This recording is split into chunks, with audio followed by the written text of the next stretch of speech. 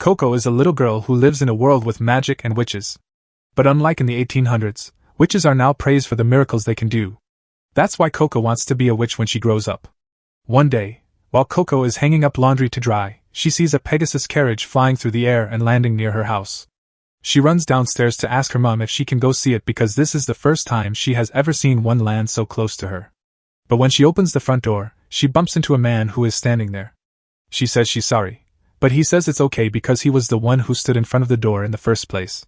Coco looks up and sees a group of women looking through the store's fabric collection. She thinks they must be the same women who came in the carriage a moment ago. She looks at the man again, but he already knows what she's going to ask, so he makes it clear that he's not part of their group. The women are amazed by the wide range of fabrics available here. It's even better than what they usually find in the castle town, so they plan to buy a lot at once, which keeps Coco's mother very busy. She asks Coco for a little help, and Coco is more than happy to give it. But first, she asks her mom if she can go outside and see the Pegasus carriage when she's done. Her mom doesn't like the idea of Coco messing with a Pegasus that belonged to her customers, but she agrees to let her go as long as she helps out first. Coco is happy to hear that and runs over to the man to get his order. She says she's sorry for the wait and asks him what he needs. He says he wants a smoky white cloth and has already written down the exact measurements he needs. All Coco has to do now is cut it out for him. Coco goes to find the right color of fabric for the man. After she gets it, she uses chalk to mark the measurements and starts cutting. But when she's done, she sees the man staring at her work, which surprises her.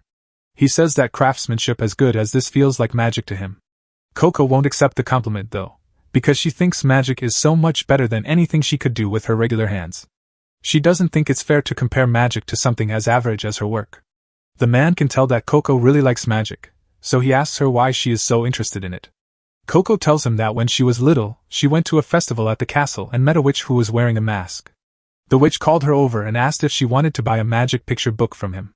Coco loved picture books, but at the time, she didn't know what magic was. The witch then made some shadowy figures appear to show how amazing magic is.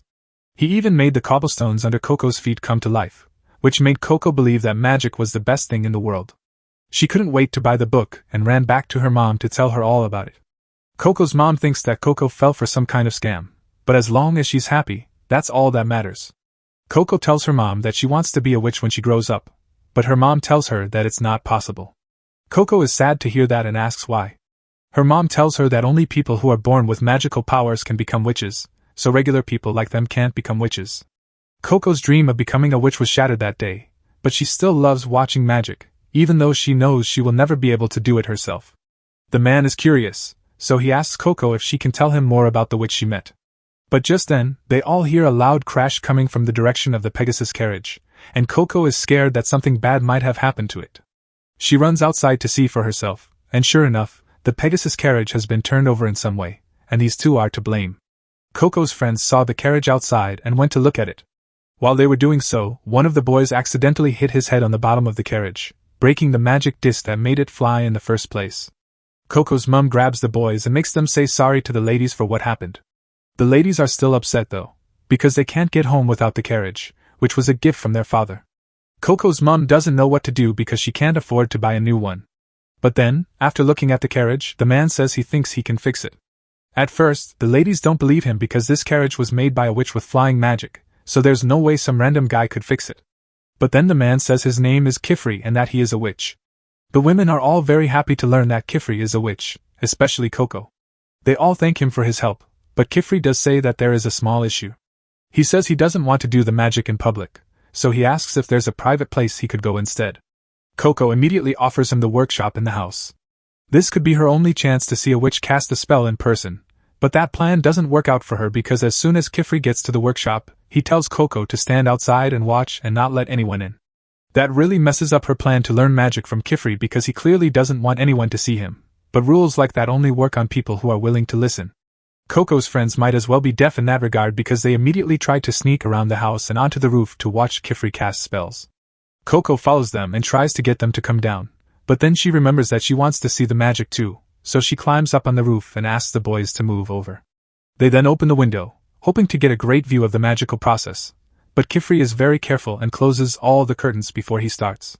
There's no way they can open them without him noticing, so they all give up and go back down.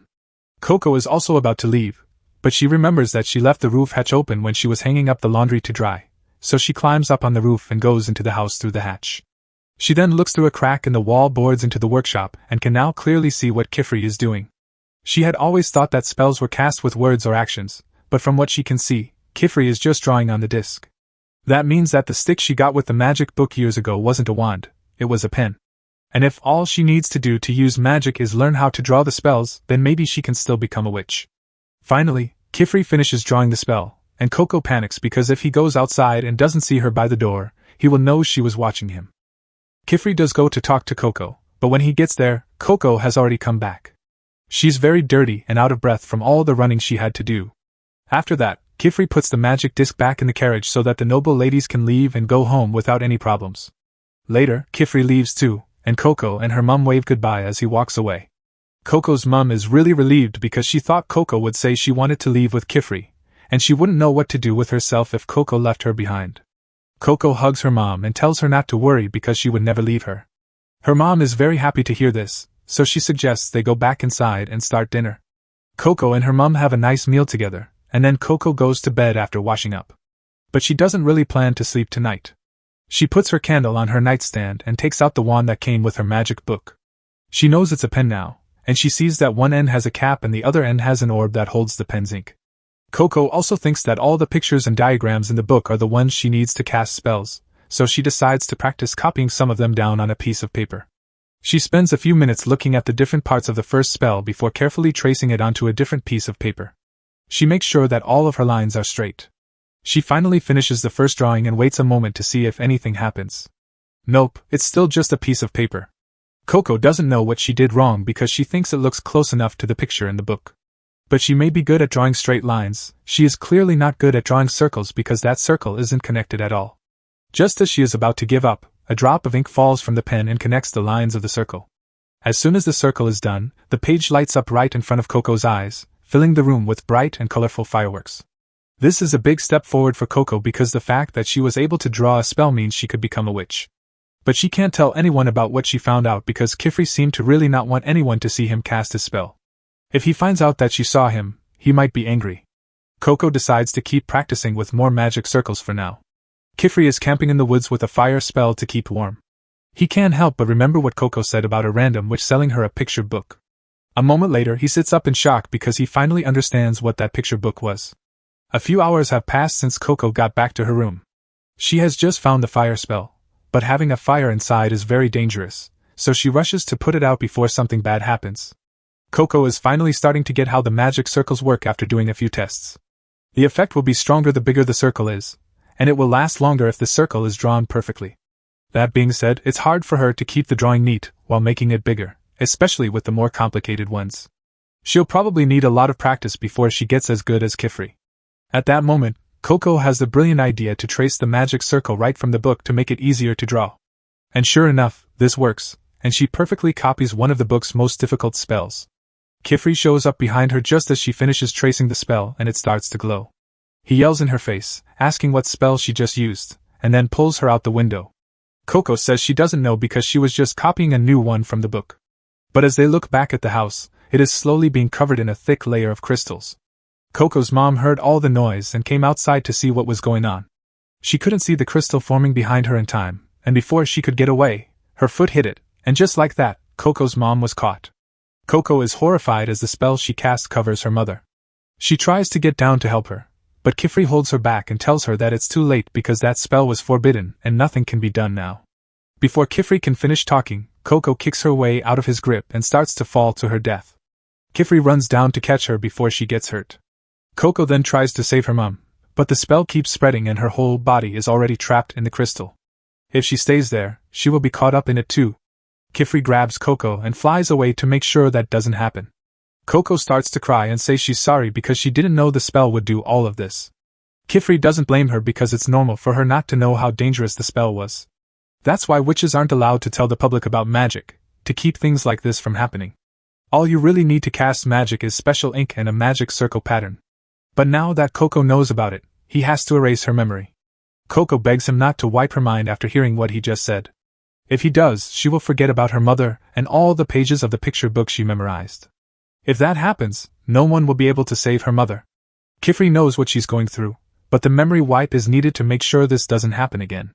But then he remembers that the picture book Coco talked about is also sealed in the crystal, and without it, he won't have any clues to help him find the witch. Coco might have the best chance of finding him because she knows the book by heart. Coco wants to know if finding the witch will let them break the crystal spell and save her mother. Kifri says there is a chance, so Coco begs him to let her help because she will do anything to save her mom. Kifri then tells her that she will have to go through training to become a real witch if she wants to keep her memories of the secrets of magic. The next morning, Kifri takes Coco back to his studio and tells her not to worry about her mom because he put up a barrier around the area to keep people out. No one else will be affected by the spell, and Coco's mom will be safe in case they can find a way to fix the damage. Coco starts to cry because she knows this is all her fault. Kifri comforts her and tells her that she had no way of knowing that the spell was dangerous in the first place. He takes her into the studio and picks up a tool that makes a big ball of water. He tells Coco she can wash up with this while he goes to get her some new clothes. Coco doesn't really know how to use this thing, and after what happened, she's scared to touch magic that she doesn't understand. At that moment, a girl named Tesha comes around the corner and tells Coco not to worry because that spell isn't very dangerous. She says that it is called a vapor bubble and that it works by pulling water out of the air to make a ball of water. She also shows how to use it by tipping it over and letting some water flow out. Coco is very thankful for the explanation and thanks Tesha. Tesha, on the other hand, is even more thankful to Coco because she doesn't get to explain magic tools to others very often, so this was fun for her. At that moment, a girl named Rikha walks over with a quill and ink in hand. Coco knows that these are the tools for casting spells, so she asks Rikha and Tesha if they are witches. Tesha says that they are just apprentices learning from Master Kifri, but now that she thinks about it, she wonders who Coco is supposed to be. She asks if she's an apprentice too, but Coco thinks it's too soon to say that, since she didn't know what magic was until yesterday. Tesha and Rikha stop talking when they hear this because they now know that Coco is the girl they heard about in the rumor. Coco doesn't get what they're talking about, so she asks what rumor they're talking about.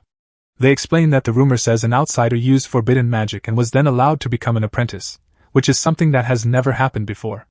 At that moment, Kifri comes back with a new outfit for Coco.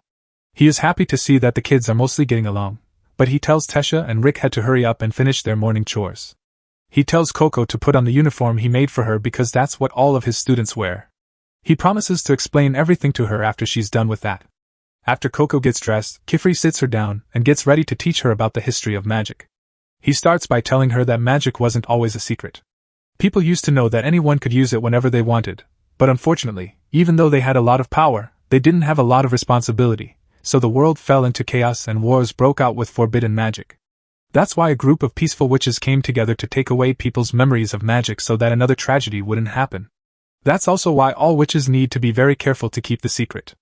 Coco now knows why Kifri didn't want anyone to see him cast his spell while he was fixing the carriage, but she still doesn't know what forbidden magic means. Kifri says that it is magic that was made during the age of war to hurt other people, like the spell that turned Coco's mother to stone. Coco holds on to Kifri and begs him to teach her about forbidden magic because she needs to know it in order to free her mother. Kifri usually tells his students to be patient and wait for more information to come out, but he doesn't think that would be right for Coco, so he tells her to follow him instead because he has something to show her. He could just list a lot of forbidden spells for her, but the main rule is that no spell can be cast directly on a human body. That's why modern witches always use some kind of tool to cast their spells. Kifri has a teleportation window in the basement, and to show how it works, he lines up the runes on the circles until the scene changes to a lake. Coco can't believe it because she's never seen anything like it before. Kifri says that the portal just connects two windows that are already there in the world, as long as they have the same pattern. This place is very special because the building over there in the distance is the Tower of Tomes. He says that every time someone writes a book about magic, a copy of it shows up there right away. This means that the tower has every spell that has ever been written down, even the ones that are illegal. Coco wants to know everything she can about that spell, so she asks Kifri to take her there. But Kifri says it doesn't work that way because the tower is guarded by those monsters over there and 3 others. You can't get past them unless you've finished your witch trials. So, Coco will have to study a lot if she wants to visit. After that, Kifri shows Coco where she will be living from now on. While he's there, he wants to introduce her to her new flatmate, but sadly, Agat isn't home right now. Kifri takes Coco inside and tells her that she and Agat will have to share one workspace, but they each have their own bedroom. He tells Coco to take a break because she has had a long day, and if she needs anything, she can call him anytime. He calls his bosses to let them know how things are going with Coco as he leaves. He thanks them for letting her be an apprentice, and says she is settling in well. He hasn't asked for information about the witch who gave her the book yet, though, because he wants to wait until Coco is used to her new life here. Coco is busy exploring her new room, and she's really excited because she never thought she'd get to see what a real witch's room looks like. But just as she's about to start touching things, she hears a voice telling her to stay on her side of the desk. Coco is shocked because she doesn't know where that came from, but when she looks up, she sees a girl floating above her. Agathe is Coco's new flatmate starting today. Agathe already knows a lot about Coco because she is the famous outsider who is going to be an apprentice today. Agathe tells Coco how sorry she is for what happened to her mother, but she also makes it clear that she thinks it was Coco's fault in the first place. Coco knows she caused the accident, which is why she wants to become a witch to fix it. But Agathe is annoyed when Coco says she wants to become a witch so casually because being a witch is not easy. You have to draw spells for hours and hours every day just to pass the test and become a mage. Agathe doesn't think Coco, who is from outside the area, has what it takes to be a witch. Coco says she doesn't know if she'll be a good witch or not, but she's going to try. Agathe tells her that she will have to prove herself then. Tesha and Rick have come to get Coco for dinner, and she says training will start tomorrow.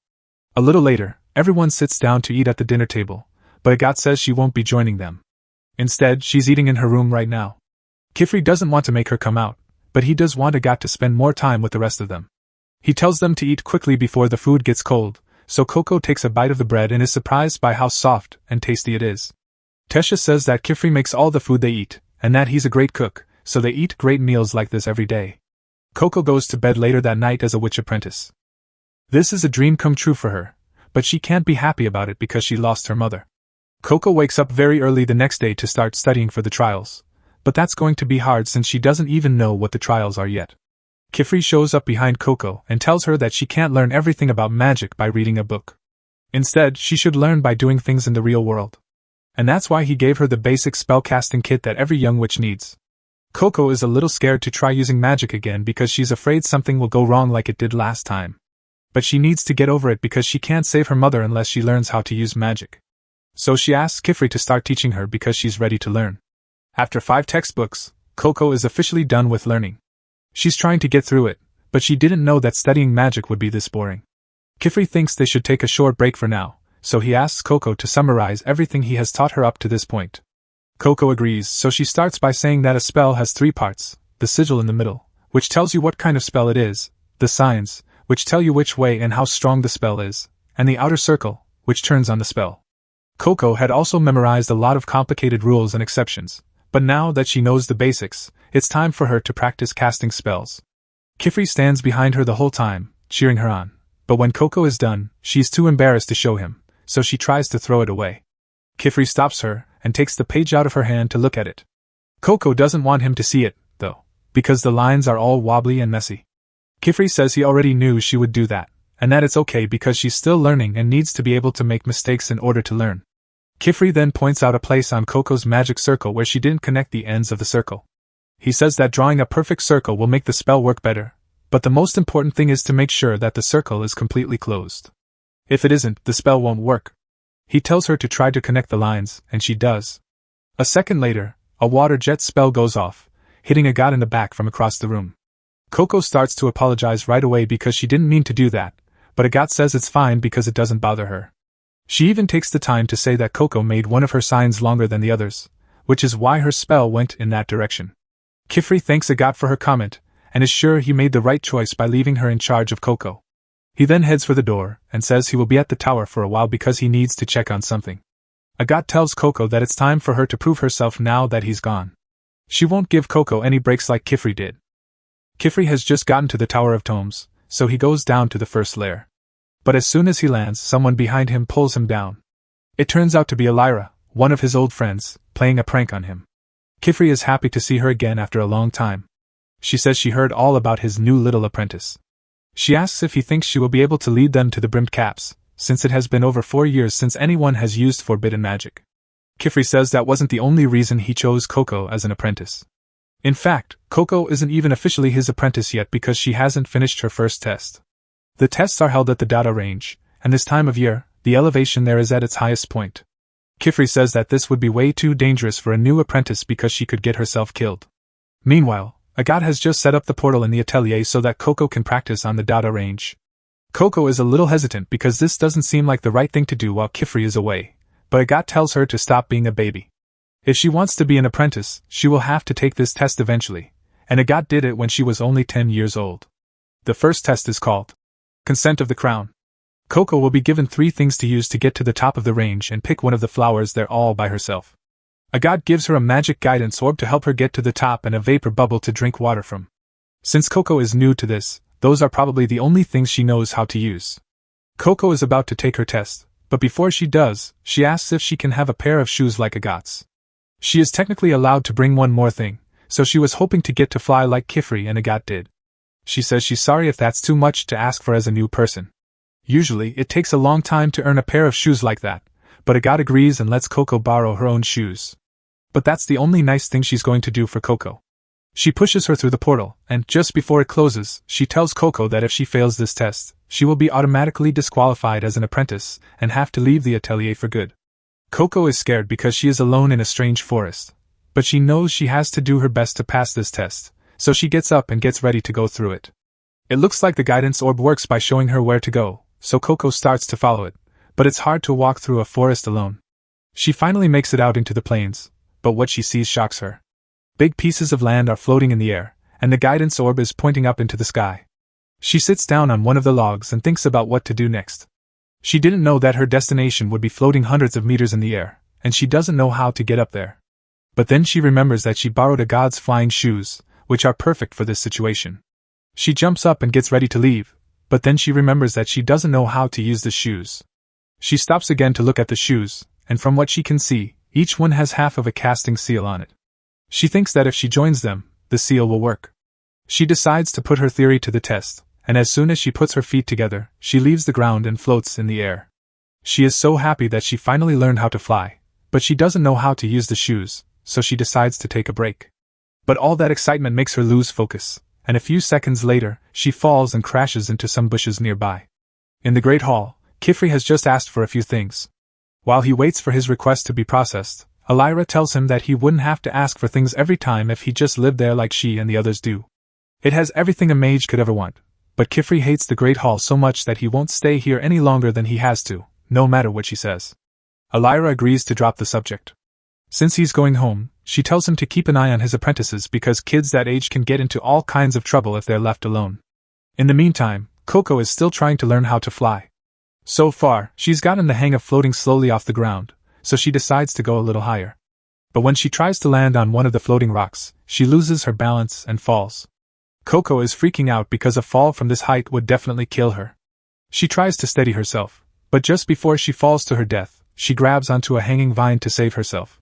When she sees this white worm thing crawling over her face, she freaks out and falls into the water below. When Coco gets to dry land, she tries to clean Agat's shoes because they are covered in mud, but she sees that one of the flight spells on the soul is missing, which means she must have accidentally wiped it off, and now she's starting to panic. She remembers that she still has her quill and ink, so she can just draw the spells back on the shoes. But when she looks in her bag, she's horrified to find that her ink is ruined too, so now she has no other choice. Tesha goes back to the studio and asks Agat if she has seen Coco anywhere. It's almost dinner time. Agat casually tells her that Coco is at the to finish her test, and Tesha is shocked to hear this because Coco just got here yesterday and isn't ready for that kind of test. Agat, on the other hand, reminds her that the others had to take that test before they could join the atelier. She doesn't think it's fair that Coco gets to train with her without working as hard as she did, especially since she's not a part of the group. Tesha still doesn't think it's fair to put Coco's life in danger just because she's mad at her, but Agat says it's not a big deal.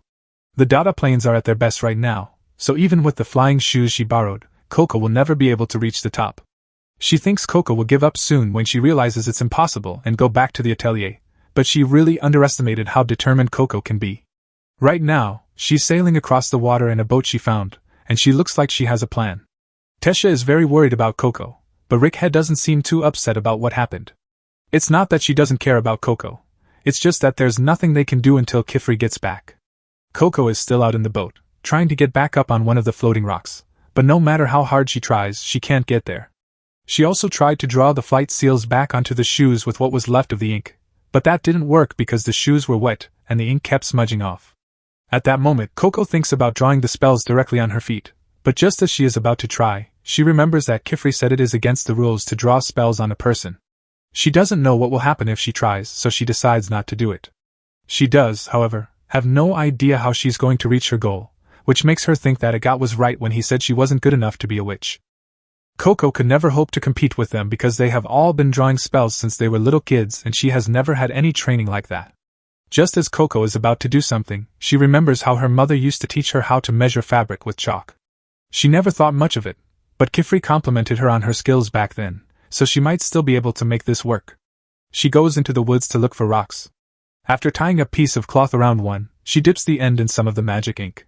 Then she takes her cape and starts drawing on it with the same care she would use to measure fabric. After drawing all night, Coco finally makes a sigil that should work, even though it's not the best. Just as she's about to try it out, the white worm thing from yesterday wakes up. It has gotten really close to Coco after spending the night with her, so she decides to take it with her. All she has to do now is finish the casting ring. As soon as she does, a strong wind starts to blow through the sails, but it doesn't have the effect Coco wanted. Instead of going up, the boat starts to glide over the water at high speeds. The boat is going so fast that the hull cracks, leaving Coco hanging on for dear life from the sail. Luckily, she is able to steady herself, and even though she didn't plan it, she is technically flying, so a win is a win. Now, all she has to do is get to the top. To do this, she tilts the glider up to gain height, and when she sees the flowers, she reaches out to grab one.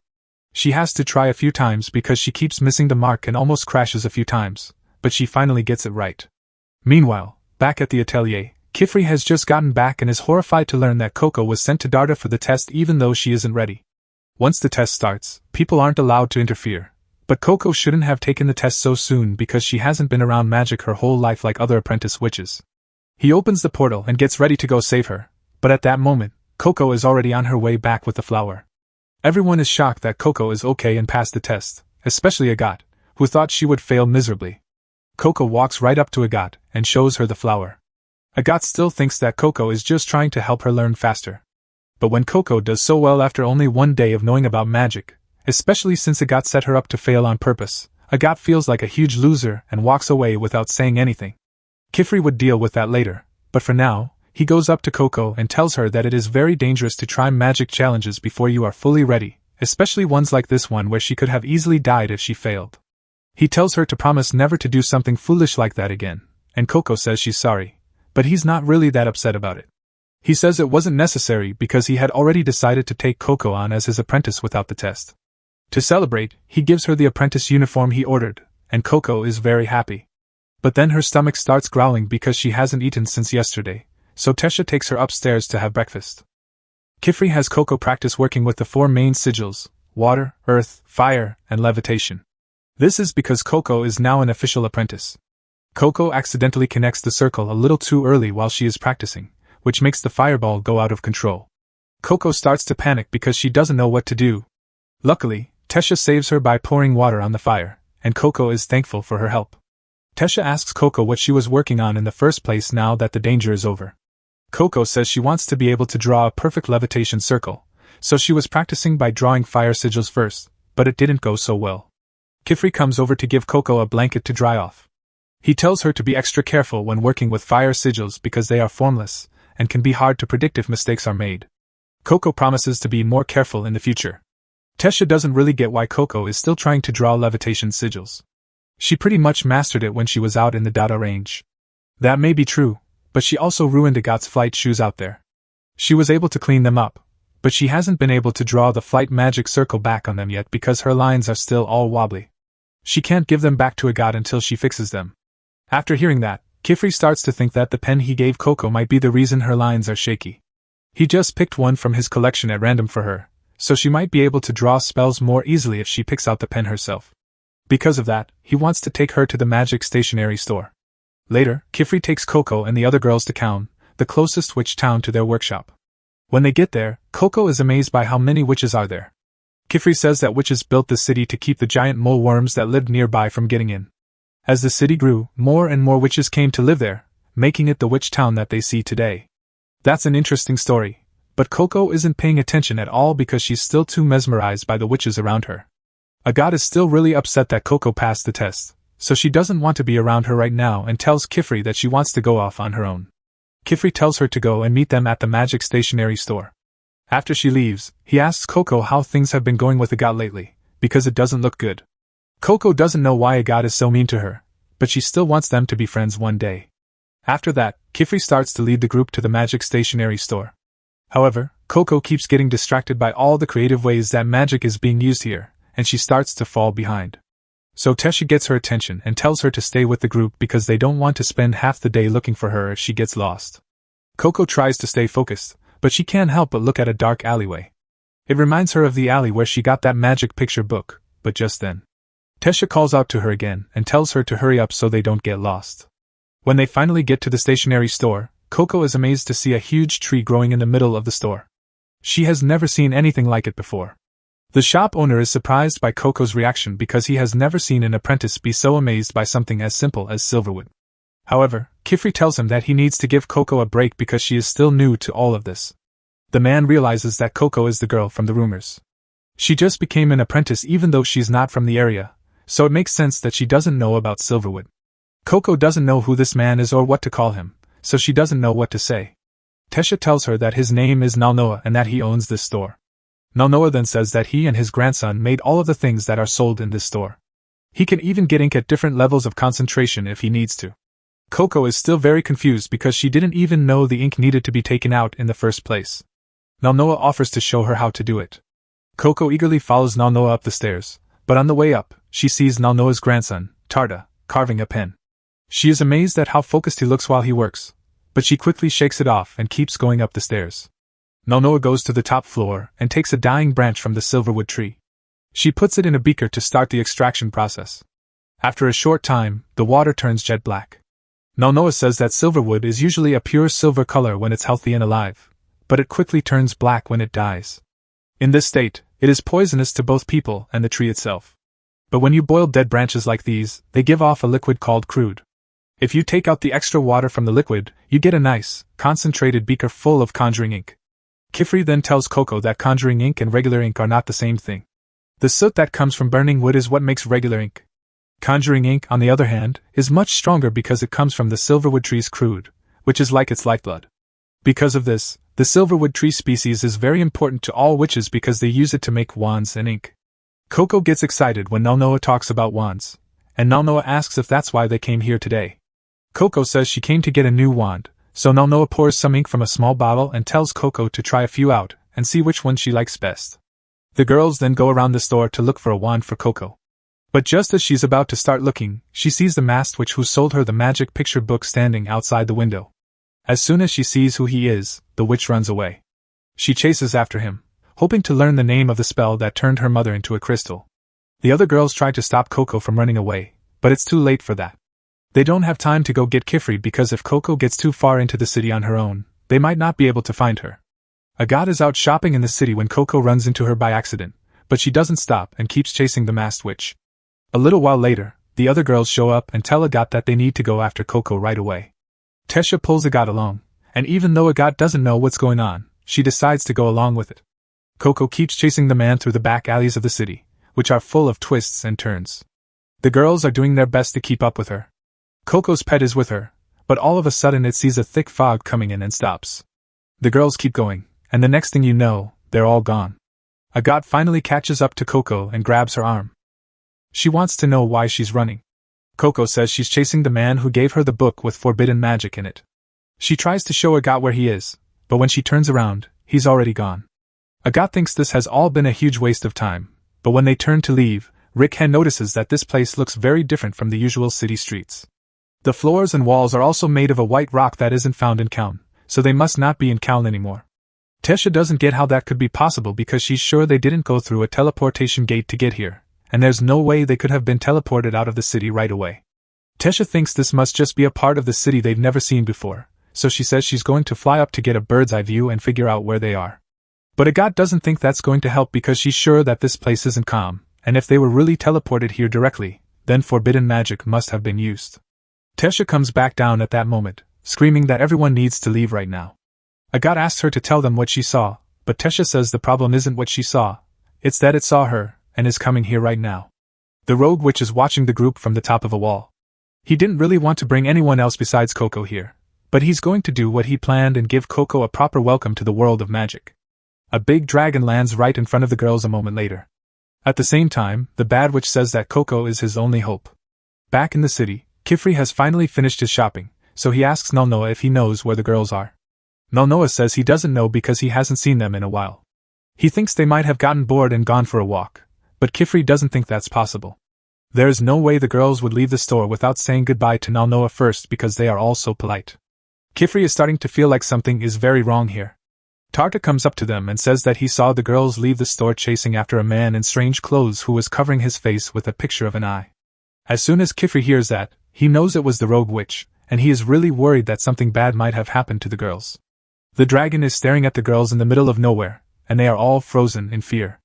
But Agat snaps them out of it, and tells them that the only way to get out of this is to keep looking the dragon in the eye and slowly back away until they are out of its attack range. They all slowly back away, just as Agat told them to. When they are far enough away, they all turn and run as fast as they can, just missing the dragon's bite. Then the dragon starts to chase them, and it's getting closer, but Agat casts a fire spell to slow it down. While the dragon is confused, the group gets away into the maze.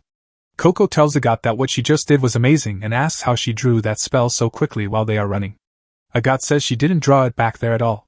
She keeps a notebook with spells that are only partially drawn, so all she has to do to use them is connect the circle. Coco loves the idea and asks Agat to teach her later, but first they have to stay alive and get out of here. Sadly, they quickly reach a dead end. The dragon may not know where they are yet, but if they can't find a way out of here, it won't be long before it does. Tesha starts to panic because she doesn't want to die here, and she can't believe Coco got her into this mess, but she doesn't want Coco to feel bad, so she stops herself from saying that last part out loud. Coco, on the other hand, gets the message loud and clear. She can't even say anything about it because it's all her fault. Agat calms Tesha down and says they can still get out of here. She just needs to cast a spell to break through the wall, but it will take some time, so she asks Tesha to make a distraction to give her some time to draw the spell. Tesha gets it, so she quickly draws a levitation spell and puts it in her dungarees to make them float. When she lets them go, the dragon starts to chase them, which should give them a lot of time. Coco happens to see a magic circle on the ceiling when she looks up, so she goes over to Agat and taps her on the shoulder to show her. This makes Agat mess up her magic circle, and she's really mad that Coco got in the way. She screams at her and says, "You should never touch a witch while she is casting a spell." Coco says she's sorry and that she didn't mean to do it, but that's not good enough for Agat. Coco also didn't mean to turn her mother into stone, but that woman is still stuck in stone right now. She tells Coco to be quiet and do nothing because saying sorry doesn't fix mistakes. Agat doesn't have time to start over, so she's worried that they'll have to find another way through the maze. Luckily, Rickhe was also drawing the same spell and just finished, so she blows a hole through the wall. But right now, Coco feels completely useless. Back in the city, Kifri and the others have been looking everywhere for Coco and the girls, but they can't find them. They don't have many clues to go on because Tarta only saw them for a second as they ran by. But then Coco's pet comes up to Kifri, and he remembers that it was with Coco when she went missing. He asks it if it can lead him to them, and the brush buddy starts running in the direction of where it last saw the girls. Kifri follows closely behind, praying that the girls are still safe.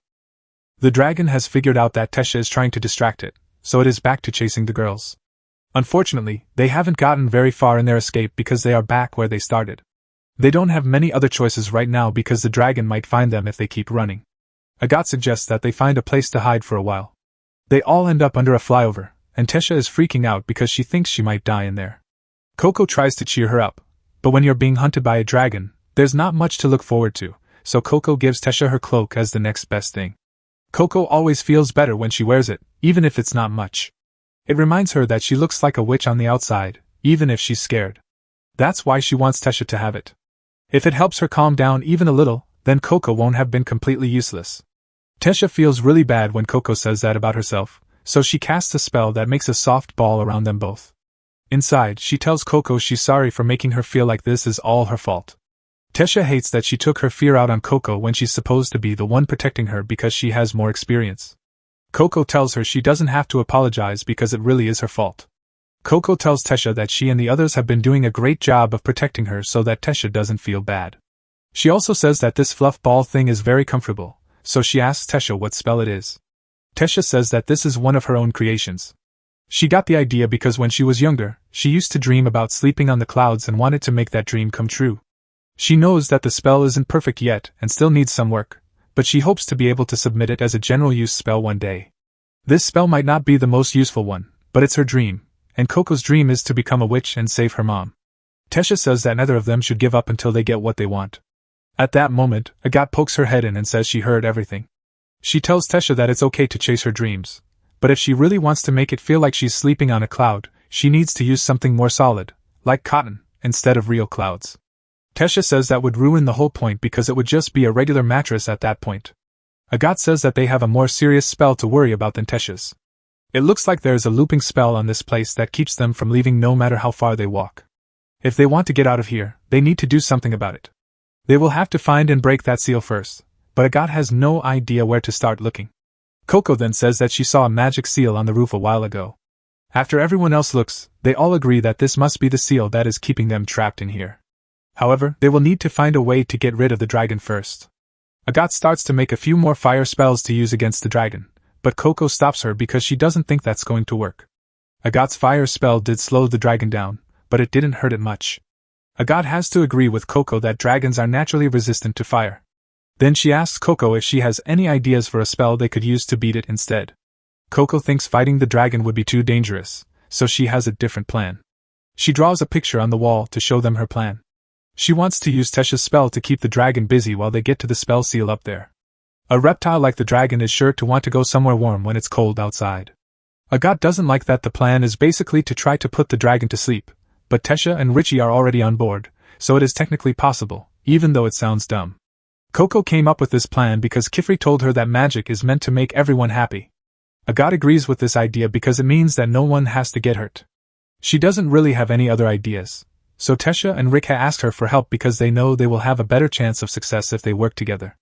So, Agathe agrees to work on Coco's plan with the others, even though he doesn't want to. Coco is very happy to hear this.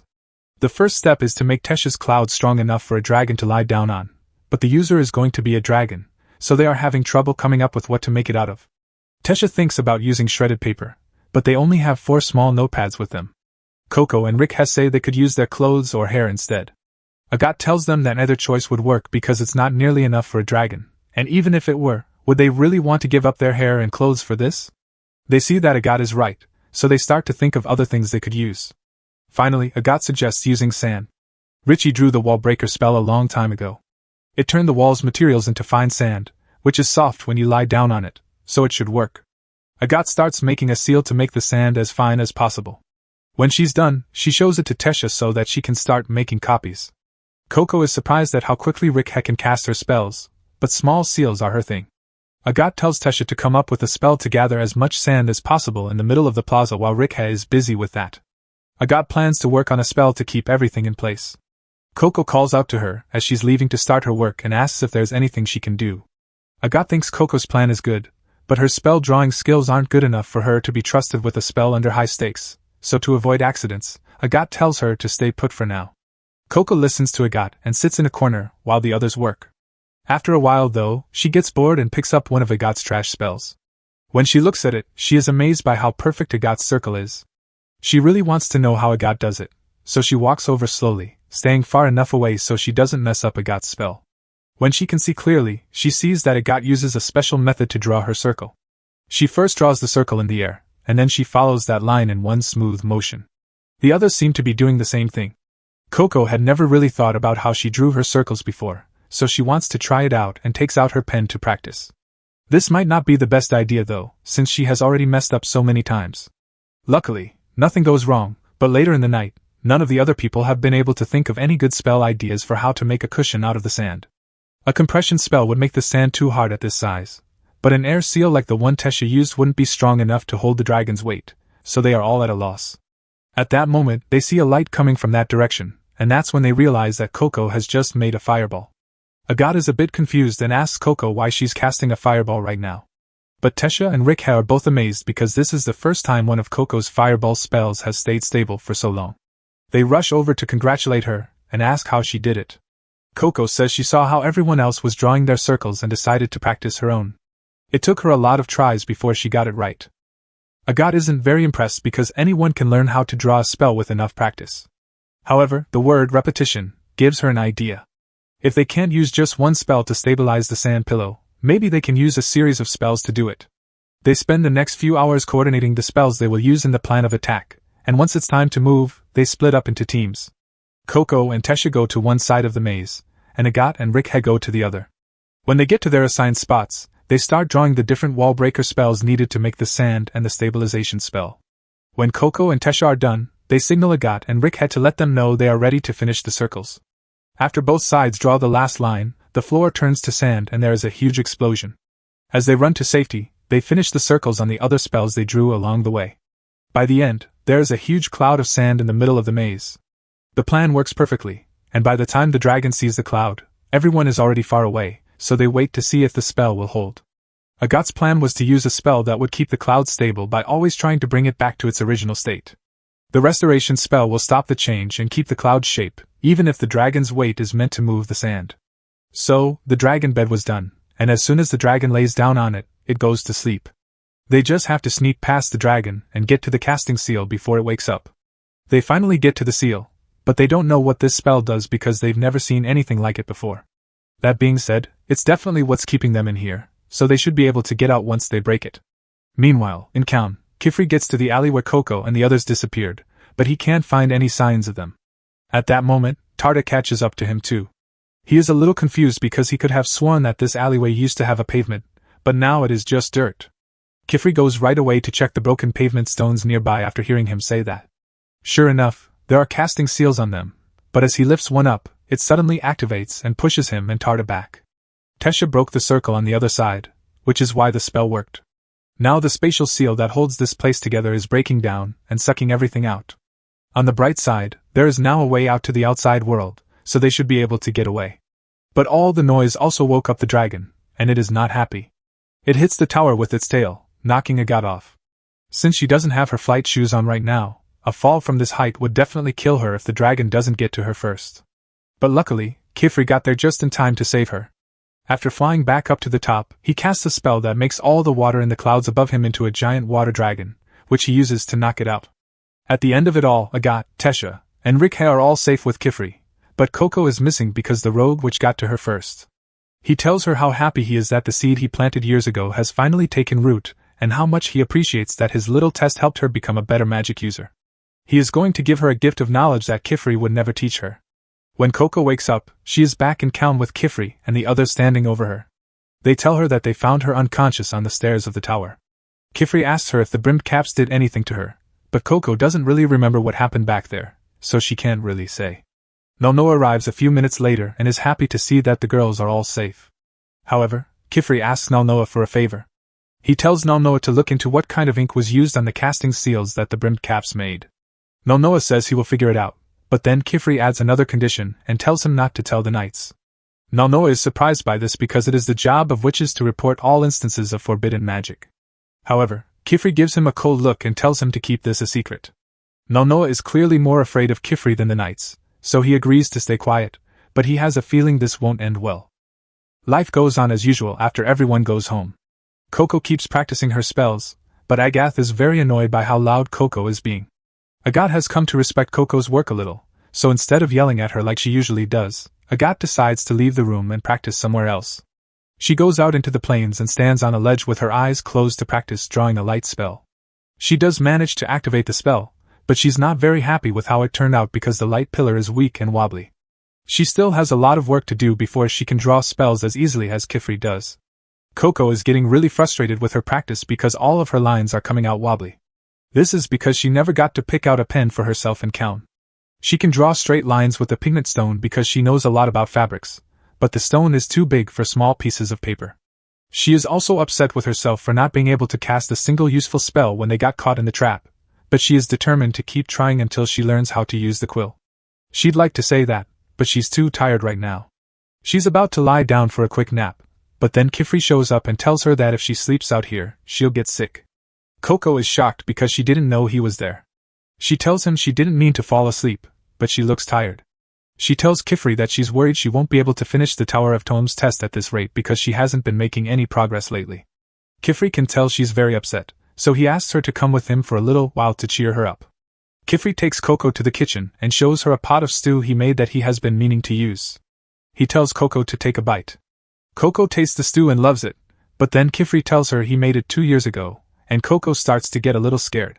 He tells her that the stew is safe to eat because the pot has a new spell on it that keeps the stew the same as it was when it was made. He does need to redraw the spell from time to time to make sure it stays strong. He then pulls out a bunch of carapace yams and asks Coco if she'd like to try baking one since she just learned the fireball spell.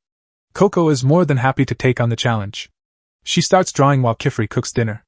After a while, Coco makes a perfect fireball spell, but when she tries to put the yam on it to cook, the yam falls right into the spell and puts the fire out.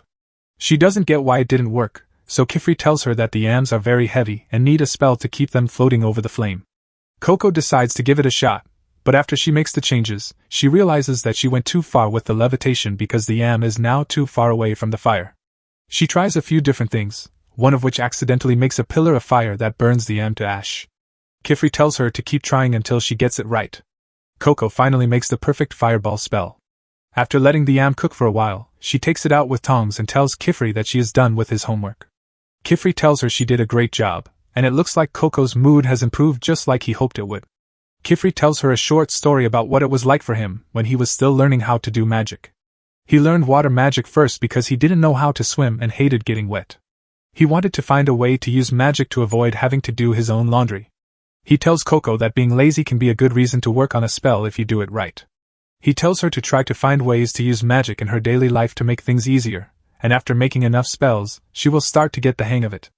A few minutes later, Tesha and Rick have both come into the kitchen because they can smell that Kifri is cooking and they can't wait for lunch anymore. They ask if they can help. After a few minutes and some last-minute work on Coco's fire spell, the food is finally ready. Coco suggests that they eat outside today because the weather is so nice. Kifri likes this idea because he hasn't had a picnic in a while, so he goes to get the other things they need. Coco then calls Agathe to see if she wants to join them for a picnic. Agathe says she was going to work while she ate, so she won't be able to go with them.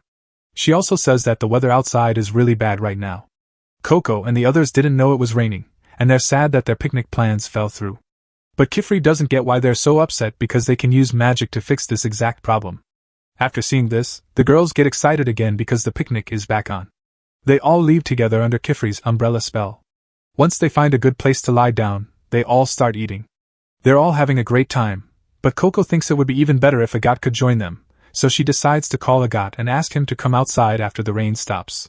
When she finally gets back to the studio, though, a strange man answers the door instead of Agathe, and he looks like he's in a bad mood. Coco is scared and surprised, but luckily Kifri is right behind her, so she runs up to him. Kifri seems to know the man and says she's sorry she wasn't home to meet Aurejo.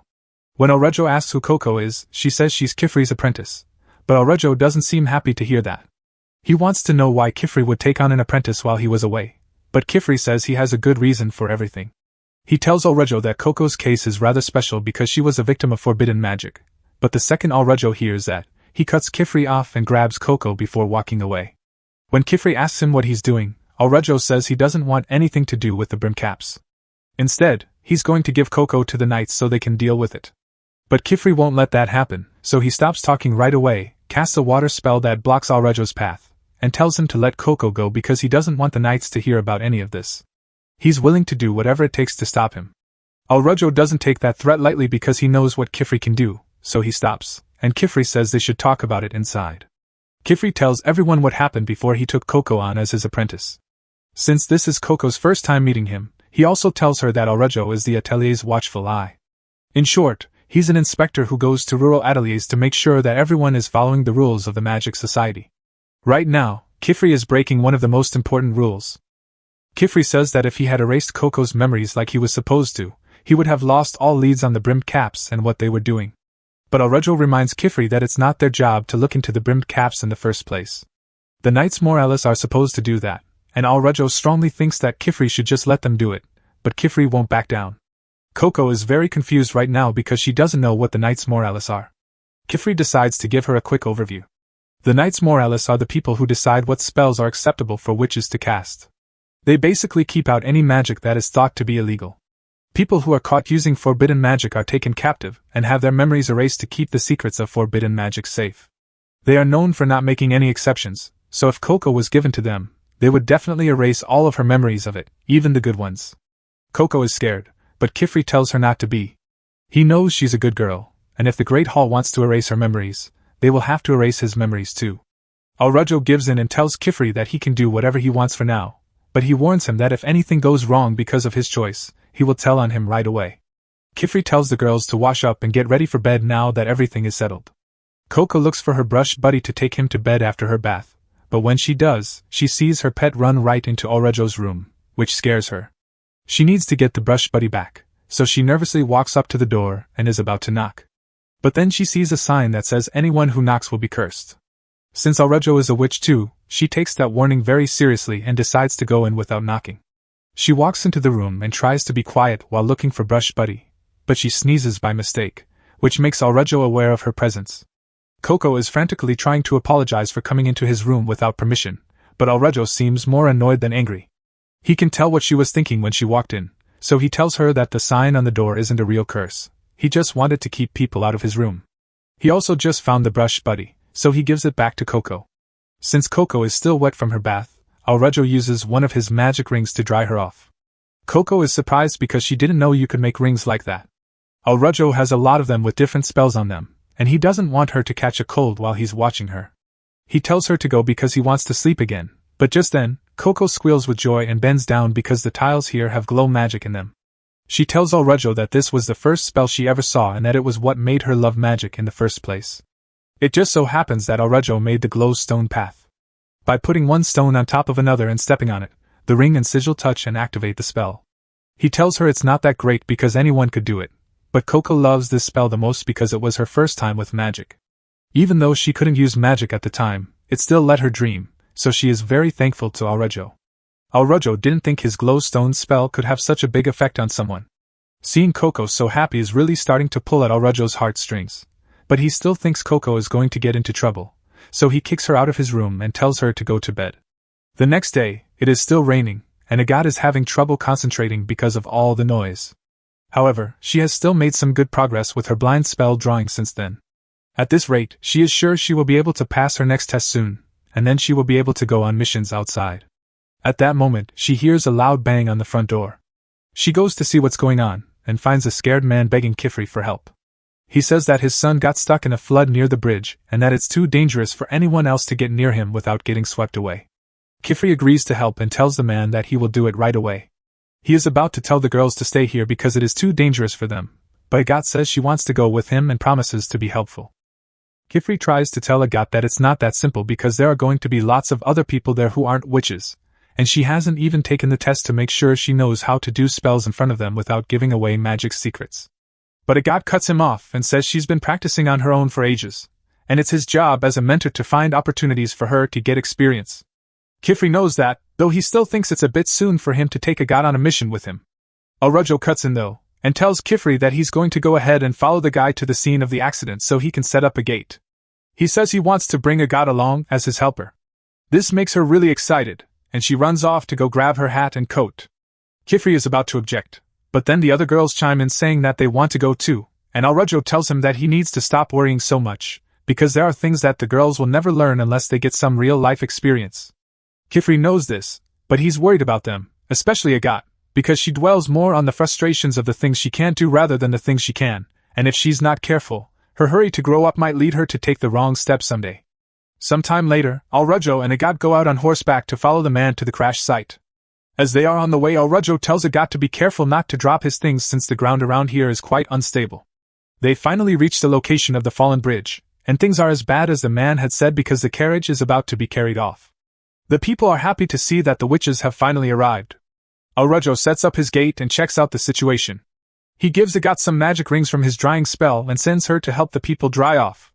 Agathe is a bit disappointed and asks if that's all he wants her to do because she was expecting more, but Alrejo reminds her that even the small tasks are important and that right now there isn't much for her to do here. There'll be plenty of better opportunities for her to apply herself in the future, but for now this is the best way for her to make herself useful. But Alrejo was merely stating the facts, while to Agathe it felt like he was treating her like an ignorant child, and she can't stand it because she has been working so hard to prove that she's a worthy witch, but she can't prove herself unless she is given the opportunity to do so. Once Alrejo finishes setting up the gate, Kifri and the others can come through. They immediately get to work. Alrejo flies down to the carriage to secure the children trapped inside, and Kifri flies ahead a little before taking out a magic sword and stabbing it into the river floor to stop the flow of water around the carriage. It's very impressive, But while the sword may be stopping the flow of water, Kifri still needs to put a fair amount of effort into keeping it centered against the flow of the current. So he tells Alrujo to hurry up with the evacuation. Alrujo gets the first pair of kids out without a hitch, so he goes back for the last one, and after getting him out, Kifri can finally draw the sword and slash the raging river, creating a wave break that slows the current down to relatively safe speeds. Thankfully everyone is okay, and the man who called for help is very relieved to see his son is okay. Custis apologizes for all the trouble he caused. He was just trying to protect Dagda's products. None of that matters to Dagda, as long as Custis is okay. Then he turns to Kifri and Alrujo and says thanks to both of them for their help. Kifri says it was no problem at all. He also mentions that his apprentices had brought some medicine with them, so if anyone here is wounded they'll be able to treat them, but then turns back to see that all the girls are over by the trees, staring in awe at Kifri's magic sword. Kifri explains it is called Rain Cleaver, and it has dozens of small water spells inscribed on its blade so it could easily split a small lake in two. Coco asks what it is. The girls think it's cool, and Tesha asks Kifri if she can hold it for a bit. He turns her down, and says this thing is way too dangerous for kids to hold, not until they've been trained up properly at least. In that moment Alrujo tells Kifri that he is going upstream to see if there is anyone in danger, and if there is, that Kifri will go downstream in order to see if there is anyone there, so he asks Tesha to come with him, and Alrujo takes Rikhe, while Coco and Agat are told to remain behind to help treat the injured. Coco is more than happy to do it, but Agat doesn't look too happy to be left alone with Coco. Coco can see that Agat is upset with her for some reason, and she figures it's because she still hasn't fixed and returned her flight shoes, so she makes a mental note to do so as soon as she can. The people have been busy trying to recover whatever cargo didn't get swept away in the flood, and Custis just made the absolutely idiotic move to climb into a gap created by the water in the cliffside to go retrieve a box he spotted down there, completely forgetting the fact that there's only a gap because the water eroded the cliffside, and that means it is incredibly unstable right now. But before Dagda could talk Custis into getting back up there, the inevitable happened and the cliff crumbled, dragging tons of debris right on top of Custis. What just happened has destroyed Dagda, who desperately tries to go down there to try to save Custis, but Agat stops him, because it's too dangerous. At that moment, Agat sees Coco's hat at the bottom of the ditch, and for a second she worries that Coco may have been buried alive in the landslip, but fortunately she managed to make it out onto the edge of the water. Custis, however, is not so lucky, because he has a large boulder crushing him, and Coco is not in any shape to help him at the moment. In this situation Dagda has no other options. He begs Agat to save Custis for she is his only hope. Agat considers the situation for a moment, and finds this as the ideal excuse to do something important for once. Kifri and Alrujo are both out at the moment, and she doesn't have her flight shoes on, so there is no way for her to go summon them. And the fact that Coco herself is in danger, along with Custis. So she has every reason to use magic in this situation. But when she agrees to help, people start gathering around asking how she is going to save Custis, and suddenly attention causes Agat's PTSD from being scrutinized by her former teachers to resurface. And what hurts the most is her mother basically banishing her from the family because she wasn't talented enough to meet her expectations. Just then the sound of Coco's voice calling out to her snaps Agat out of it. Coco asks if there's anything she can do from down there to help, because she really wants to save Custis. Coco's real concern for Custis makes Agat think of Alrujo's advice about not being too impatient. She has been looking at this as just an opportunity to prove herself, but this is a life or death situation, and her main concern should be to see the survival of Custis. She calls out to Coco and asks her for a full rundown of her current situation, and Coco explains that she's not injured and the current down here isn't life-threatening, so she's not in any immediate danger of getting swept away. She can't pull herself up because of the mud, so she is stuck here. Custis, however, is unconscious at the moment, and judging from the size of that boulder pinning him down, his leg must have been pulverized. But no grown-up would have the strength to lift it alone, so the only way to save Custis is with magic. But unfortunately, Coco's bag got soaked in the water, so all her drawing tools have been ruined. And Agat isn't allowed to let normal people see her draw spells, so she can't do anything with them standing here. Meanwhile at the Magic Tower Easties gets a report that an incident has occurred in a village on the outskirts of Kaun. They have to go right away. They say they saw a massive pillar of water from the river and it needs to be looked into eyewitnesses. Meanwhile, at the bottom of the cliff, Coco has finally managed to climb out of the water, but the bag is still wet, so there is not much she can do.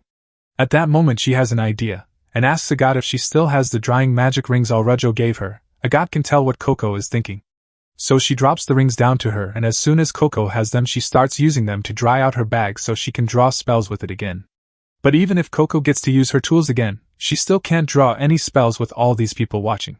Normally a witch is supposed to draw when there are people around by hiding their hands underneath their cloak so no one finds out how magic is cast, and while Agathe may be able to do it, Coco can't, so she needs to come up with a way to distract the people to buy her some time.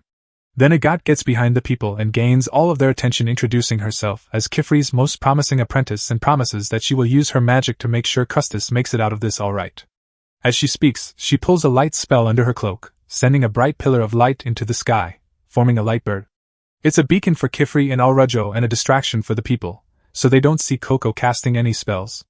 But down in the ditch, after drying her bag, Coco is about to start drawing the levitation spell she practiced. Then she realizes that there is no way this is going to work. It was one thing to cast the levitation spell on small objects, but if she wanted to cast levitation on a boulder this size, then her paper wasn't going to cut it. She begins to work her way around the boulder, looking to see if there is any way she can at least roll it off him instead. But then Custis comes to and Coco rushes over to check on him. Custis doesn't recognize her at first because he's still in a daze, so Coco reminds him that she's one of the witches that came to help with the flood. Custis was relieved to hear that because a moment ago he saw a glowing bird in the sky, and so he thought he was dead for sure. Coco says it was just one of her friend's spells, and seeing the spell gives her an idea on how to get Custis out of here. Meanwhile, back on the cliff, the people say her spell was very pretty, but it didn't really do anything to rescue Custis, and ask if she really has a plan to rescue him. Agathe doesn't really know what to answer, because she was just buying time for Coco to work, and Dagda is getting really impatient, so he says he's coming down to save Custis himself. Agathe tries to stop him as it would be a disaster if he saw Coco drawing a spell down there. Fortunately, Coco had already rescued Custis and floated back up to the surface. Everyone is glad Custis is alive, and Coco is just glad to be safe, so she hugs Agathe as soon as she sees her. Agathe asks her how she got Custis out of there, but she sees a bunch of sand on Coco's clothes, and Coco tells her that seeing Agathe's light bird reminded her of the dragon from that trap, and how they used the Wallbuster spell to make all that sand, so she just used that spell to destroy the boulder. In general, she's happy to have been able to save Custis, and she will save her mom someday too, no matter how long it takes. And for the first time, Agathe actually feels genuine respect for Coco. But then the two of them are suddenly tied up by a ribbon and pulled into the air. What the heck is going on? Coco doesn't have a clue what's going on, but Agathe recognizes the costumes of the witches holding them hostage as belonging to the Knights Morales, and if the Knights are here, they are in serious trouble. Agathe tries to tell them they are wrong, she is an apprentice witch and so is Coco, but the Knights immediately accuse them of being in league with the brimmed caps. Estes, however, nods to the spell just cast. Coco's eyes widen as she looks down. She only remembers drawing a wall-breaking spell, but the whole side of the cliff has turned to sand, and the river itself vaporized. She has no idea how this could have happened, but the Knights say that obviously she must have used forbidden magic, and according to witch law, she will now be punished.